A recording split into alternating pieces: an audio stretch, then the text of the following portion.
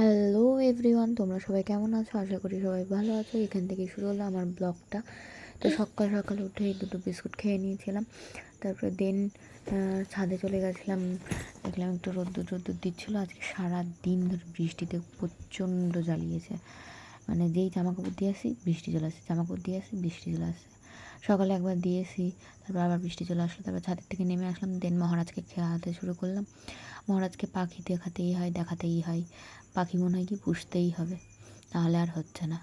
এখানে দেখানো ওখানে দেখানো, লাস্টে না পেরে পাশের বাড়ি গিয়ে নিয়ে তারপরে ওকে খাওয়াতে হলো।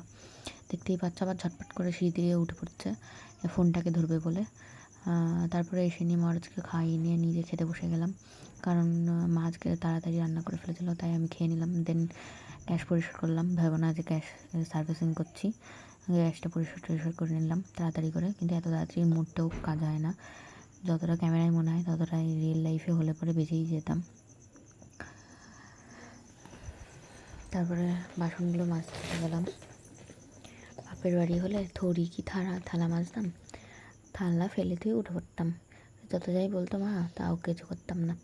তারপরে মহারাজকে স্নান করতে চলে গেলাম। দেখো বালতির মধ্যে বসে পড়বে, বালতির মধ্যে বসে বসে স্নান করবে। আজকে প্রচণ্ড পরিমাণে জ্বালিয়েছে স্নান করতে গিয়ে। বারবার করে বালতির মধ্যে বসবে, এটা করবে সেটা করবে। তার মধ্যে আবার চোখের মধ্যে সাবান চলে গেছিলো, কান্না করতে শুরু করে দিয়েছে। এর মধ্যে আবার ঘুম পেয়ে গেছিলো, স্নান করিয়ে নিয়ে কান্না করতে শুরু করে দিয়েছে যে ঘুমাবে বলে। ওরে কান্নার আর শেষ নেই। আর ক্রিম মাখাতেই দেবে না, কাজলও পরাতে দেবে না। লাস্টে ক্রিম মাখিয়ে নিয়ে ঘুম পাড়িয়ে দিয়েছিলাম। তারপরে ঘুমটুম পাড়িয়ে নিয়ে নিজে স্নান টান করে আবার দেখলাম একটু রোদ দিয়েছে, তাড়াতাড়ি করে আবার ছাদে আসলাম জামাকাপড়গুলো মেলতে। তারপর নিজের বদনখানা ভালো করে লেপে পুছে নিলাম। বদনখানাটা ভালো না তাও জানি, তো তাও একটু লেপে পুছে নিলাম, নাহলে কী করে হবে বলো। তারপরে চুল টুল আসে নিলাম। সবাই কী সুন্দরভাবে চুলের স্টাইল মারে, আমি তো আর মারতে পারি না, আমি এইভাবেই মারি। তারপর ঘরের কাজে লাইকা পড়লাম, জামা কাপড় যেগুলো শুকনো হয়েছিল সেগুলো গোছাতে, কারণ মহারাজ ঘুমাচ্ছিল তখন। মহারাজই উঠলো। তারপরে শোনো, ক্যামেরার সামনে বসানোর জন্য কত কিছু ঘুষ টুস দিতে হয়, তাই ক্যামেরার সামনে বসবে না।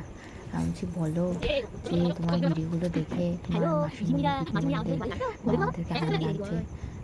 সবাই তো বলো সাবস্ক্রাইব করো। কিছুতেই বসবে না। জোয়ান, আমি যে জোয়ান দেবো, মিথ্যে করে দিচ্ছি। আর খাচ্ছে আর ইয়ে করছে। যদি আমার ভিডিওটা ভালো লাগে অবশ্যই লাইক কমেন্ট শেয়ার করো, আর সাবস্ক্রাইব করো, আর ফলো করে দিও।